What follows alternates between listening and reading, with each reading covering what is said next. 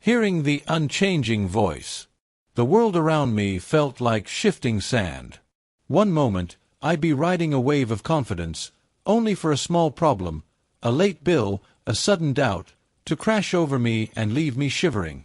My own feelings were the worst culprit. They changed with the morning wind. One day, I'd be full of faith. The next, a cloud of anxiety would tell me I was failing. I lacked any solid foundation. I knew I needed something that wouldn't move.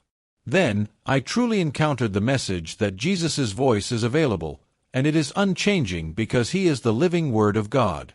The old stories and letters in the Bible weren't just history. They were His voice, written down just for my instruction. It felt like being handed a permanent map in the middle of a fog. I soon hit a rough patch, a trial that seemed designed to strip me of everything. My first, frantic thought was panic. This is a disaster. Why is this happening? But in the quiet after the panic, I remembered.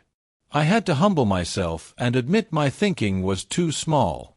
My thoughts were not God's thoughts. My way was lower than His way.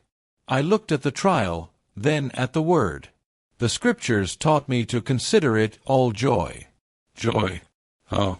I realized the joy wasn't in the pain, but in what the pain was producing, endurance. The trial wasn't meant to break me, it was meant to complete me, to make me lacking in nothing. So I got on my knees, not with demanding words, but with a simple, desperate plea. Lord, I lack wisdom. I do not see the good outcome. Please, give me your mind. Help me see this trial the way you see it.